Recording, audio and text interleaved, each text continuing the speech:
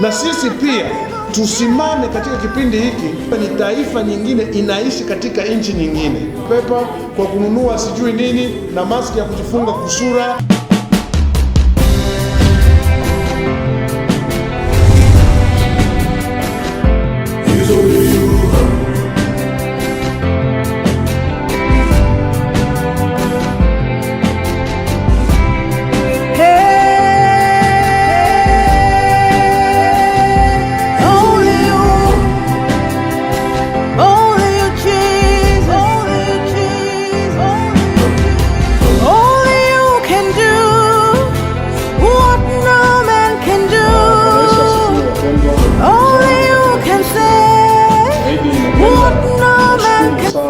Wanamemba wote wa kanisa letu la RCC ambao kwa kweli najua ya kwamba sasa hivi leo hatukupata nafasi ya kuweza kuwa ndani ya jengo pamoja, lakini najua ya kwamba tuko pamoja katika roho, kwa sababu mara nyingi ni vizuri tu tunajifunza kujua ya kwamba connection yetu sio tu ya mwili. Connection yetu inakuwa ni zaidi, inakuwa ya kiroho. Kwa hiyo tunakuwa na muda wa kukutana kimwili, ndipo pale tunashirikiana, tunaonana tukiwa kanisani, tukiwa katika eneo moja, jengo moja, lakini pia inatokea wakati fulani, inatokea kwamba watu hawawezi kukaa pamoja. Lakini inakuwa vizuri kama hamko pamoja, lakini mkiwa na umoja. Kwa hiyo napenda tu kwamba nimwambie ndugu zangu wapendwa, kanisa letu la RCC na wengine wote watakao nisikiliza kupitia kipindi hiki ambacho niko hapa kanisani. Hapa niko kanisani. Nilipenda tu nije kwamba nije nikutie moyo. Nikutie moyo mpendwa ambaye ni mwanamemba wa kanisa letu la RCC, pamoja na wengine ambao watakwenda pia kubahatika kupata hiki kipindi wakiwa wanatuona. Kwa hiyo nilikuwa napenda niseme kwamba kwa kweli tuko katika kipindi ambacho ni kipindi kigumu ukiangalia vizuri. Watu wengine naona ni kama vile wanaona tu kama kawaida, lakini wale walio na macho ya ndani, walio na macho ya kiroho, uangalie vizuri, chunguza vizuri, uone kwamba hii ni mapambano katika ulimwengu wa kiroho.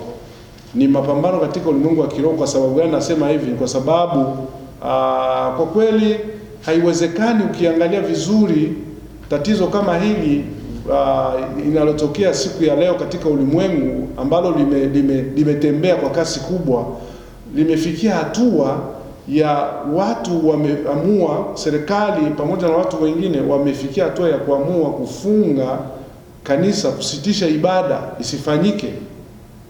Lakini nilikuwa niko najiuliza maswali, hata wewe vile ulivyo pale ujiulize maswali.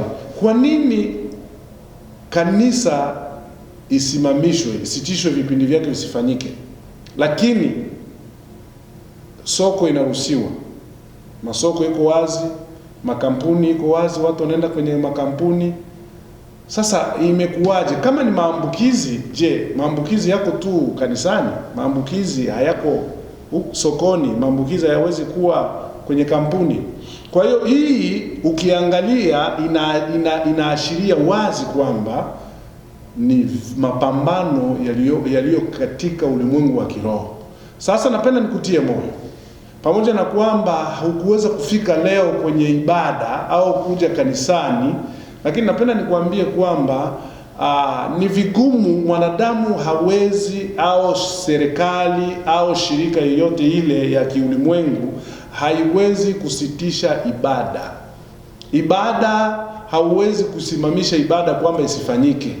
Kwa hiyo napenda nikutie moyo wewe ambaye labda unawezekana ulivunjika moyo kwa sababu leo hatukushiriki pamoja, na hatujajua mpango wa serikali, kwa sababu kwa taarifa nilizo nazo wameniambia kwamba inawezekana hatutashiriki, huenda tukachukua wiki 2 au 3 bila kuwa ndani pamoja tukishiriki. Lakini napenda nikuambie kwamba haijalishi kwamba tutazuilika kuingia katika ibada, kuingia katika majengo, lakini ibada haitasimamishwa, ibada itaendelea. Usihangaike kusema kwamba labda niende huku niende kule, hapana. Napenda nikutie moyo kusema kwamba ibada yetu tuwe na nafasi ya kuipatia kwamba ibada sio kwamba ni vipindi. Unapokuwa unachukua katika maisha yako, unakamata ibada kuwa kama vile kipindi, kuwa kama muda fulani wa watu wanakutana kwa muda alafu wanaondoka, hiyo ndio tatizo ambayo inatokea kwa Wakristo wengi, wale ambao hawaelewi maandiko. Kwa hiyo ibada kila mara, siku moja nilisema hapa kanisani, nilikuwa nikifundisha nikasema juu ya ibada, nikaambia watu kwamba ibada sio kipindi tu, ibada ni maisha. Bwana Yesu asifiwe. Ibada ni maisha. Chukua ibada kama maisha. Ukichukua ibada kama maisha, hautapata shida ya kuona kwamba wakati fulani inatokea vipindi kama hivi ambavyo vinaonekana kwamba ni vigumu, ambavyo inakuwa kama vile ni mapambano. Ukichukua ibada kama maisha, na kuambia mpendwa, utajisikia uko huru, kwa sababu unaweza ukafanya ibada popote pale ulipo. Tatizo ni kwamba watu wengi hawajui hivyo. Watu wengi wanajua tu kwamba ibada ni mpaka unakuja kanisani. Sijakuambia kwamba usije kanisani. Kumbuka kwamba nilisema lengo la kuja kanisani, kanisa ni mwili wa Kristo. Manake wewe na mimi ni mwili wa Kristo. Na tunapokusanyika pamoja, kama vile Waefeso sura 4 na mstari wa 11 anasema kwamba Yesu aliteka mateka vipawa, akagawa, wengine wakaitwa mitume, wengine wakaitwa manabii, wengine wainjilisti, wengine wakaitwa manabii na walimu. Ni kwa sababu ya mwili wa Kristo ujengwe. Kwa hiyo tunapokuja kanisani, lengo kubwa ni kwamba tunakuja kanisani ili tuzidi kujengwa. Na hatujengwi na mambo mengine, tunajengwa na neno la Mungu. Neno la Mungu ndio linakujenga. Neno la Mungu ndio linanijenga mimi. Kwa hiyo tunapokuwa pamoja, mmoja wetu kati yetu, mchungaji akiwa anapokuja na neno, lile neno linakuja kukujenga. Maana kanisa halikui kwa miujiza, kanisa halikui kwa sababu ya sadaka, kanisa linakuwa linajengwa kwa sababu ya neno la Mungu. Bwana Yesu asifiwe. Kwa hiyo napenda nikutie moyo kusema kwamba ukiwa nyumbani, jisikie kwamba unamfanyizia Mungu ibada. Pale nyumbani ulipo, mfanyizie Mungu ibada. Kwani maandiko yanasema nini? Katika Yohana, Injili ya Yohana sura ile yake ya 4 na mstari wake wa 23, nitakupa andiko hili, linasema hivi. Yohana Injili sura yake ya 4 na mstari wake wa 23. Yesu alikuwa akizungumza na yule mwanamke Msamaria pale kwenye kisima cha Yakobo. Alikuwa anamwambia nini mwanamke yule Msamaria? Alimwambia hivi: lakini saa imekuja, nayo sasa ipo, ambayo waabudu halisi watamwabudu Baba katika roho na kweli, kwa maana Baba hawatafuta watu kama hao wamwabudu. Mungu ni roho, nao wamwabuduo yeye imewapasa kumwabudu katika roho na kweli. Kwa hiyo Yesu alikuwa anamwambia yule mwanamke Msamaria juu ya habari ya ibada. Alikuwa anamwambia ni jinsi gani ibada itakayofanyika, kwa sababu zamani watu walikuwa wanaenda kumtafuta Mungu kwenye milima. Walikuwa wanaenda milima ya Gerizimu, wengine kwenda Yerusalemu kwenda kumtafuta Mungu, kwenda kufanya ibada huko. Lakini Yesu akawaambia kwamba hapana. Wakati umekuja na wakati upo sasa, ambao waabudu halisi watamwabudu Baba katika roho na kweli. Kwa hiyo ibada inatakiwa ifanyike ndani yako, katika roho, ndani yako, katika nafsi yako. Ndio sehemu ambako ibada inafanyika. Kwa hiyo hata kama unakuja kanisani, hata kama unakuja tunakusanyika kwenye mkusanyiko, kwenye mkutano au hapo tunapokusanyika, kama ibada haiko ndani yako, ni bure. Ni sawasawa unakuja kutembea tu. Lakini unaweza kuwa unazuilika kwa sababu moja au nyingine ukiwa nyumbani, kwa sababu ndani yako umeshapandaa, unajua maisha yako ndio ibada, basi utafanya ibada hata ukiwa huko pale nyumbani. Mpendwa, nataka nikutie moyo. Najua kwamba wengi mmevunjika moyo kwa sababu haijawahi kutokea.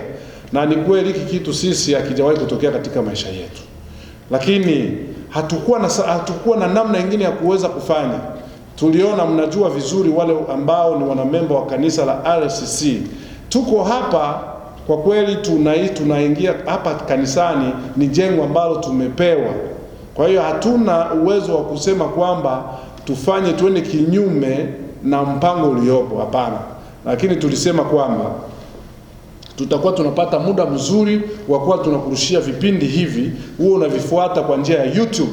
Utakuwa unatusikiliza kwa njia ya YouTube ili kwamba upate nafasi ya kujifunza, uone kwamba katika kipindi tulicho nacho ni kipindi ambacho kinaomba uwe tayari, ujisikie kwamba usizubae, ukae tayari.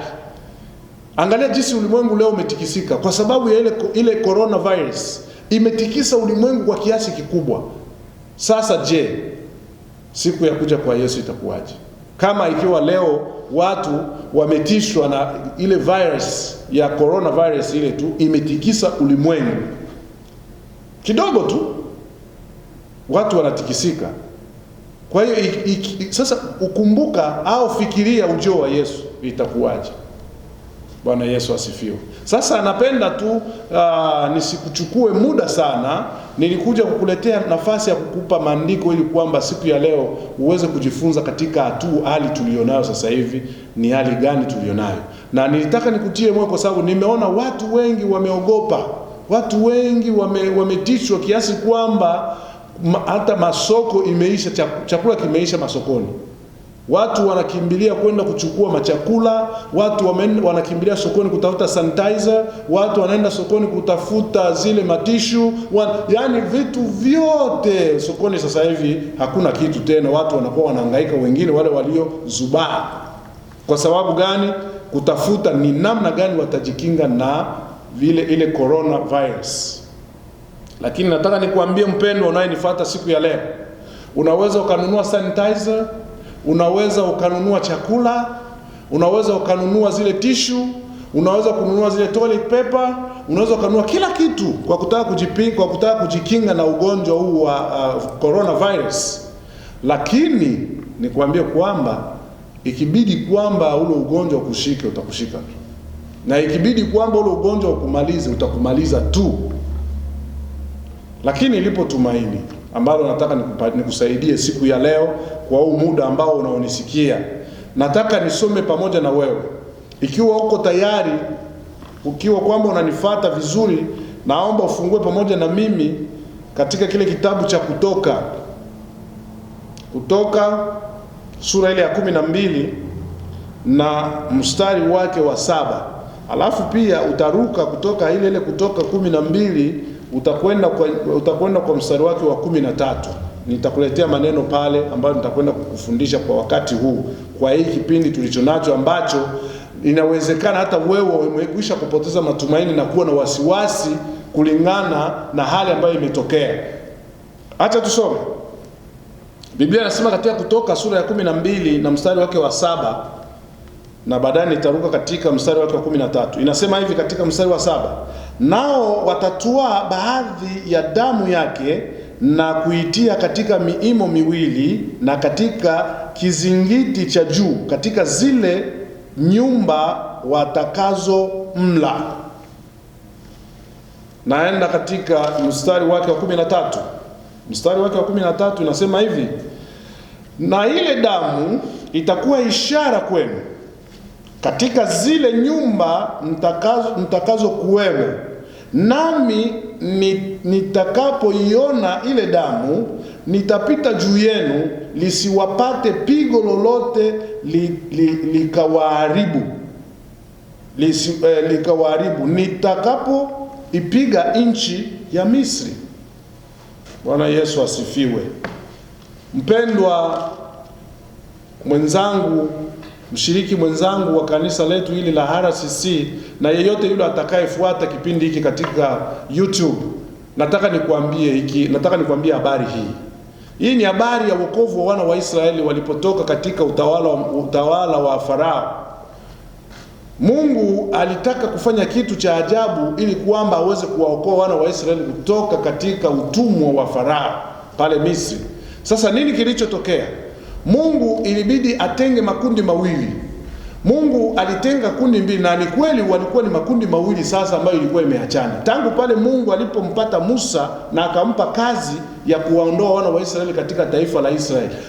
Waisraeli waliishi Misri, lakini walianza kuishi Misri wakiwa tofauti. Walianza kuishi Misri wakiwa sasa katika mkono wa Mungu. Hawakuwa tena raia wa Misri, kwa sababu Mungu alikuwa ameshapanga mpango wa kuwaondoa wana wa Israeli kutoka katika utumwa wa Farao. Sasa nini alichokifanya? Mungu alianza kuwatenganisha. Ukiangalia mambo yote yaliyopita yanaanza kuonyesha kwamba Mungu amewatenganisha sasa. Musa alionekana naye kuwa kama vile kiongozi, kama vile mfalme, kama vile Farao alivyokuwa anaongoza Misri. Musa naye alikuwa sasa anaanza kuongoza taifa, alikuwa anaongoza taifa la Israeli. Kwa hiyo ikawa ni nchi moja ambayo iko na mataifa mawili ndani yake. Sasa sikiliza nikwambie habari. Mungu anamwambia Musa, habari ni nyingi tu, umeona pigo zilifanyika za kila aina kwa kutaka kwamba Farao aregeze moyo wake, watoe wana wa Israeli waende. Sasa ikatokea Mungu akamwambia Musa kwamba bado imesalia moja. Na hii moja ikitokea, hakika Farao atawaruhusu na mtaondoka. Na hiyo ilikuwa ni nini? Ilikuwa ni pigo la kuwaua wazaliwa wa kwanza wote katika nchi ya Misri. Kuua sio kwamba mzaliwa wa kwanza mwanadamu tu, na wanyama na mifugo. Kila mzaliwa wa kwanza alipaswa kufa.